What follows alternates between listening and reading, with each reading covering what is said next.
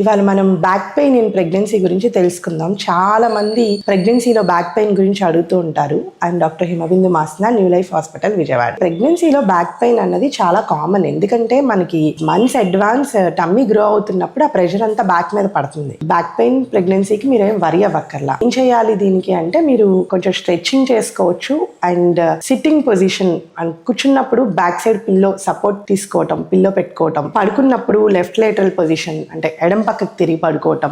Main గా heels ప్రెగ్నెన్సీలో special గా ఈ పాయింటెడ్ హీల్స్ అనేది అసలు యూజ్ చేయొద్దు. కంఫర్టబుల్ చెప్పల్స్ వేసుకోండి.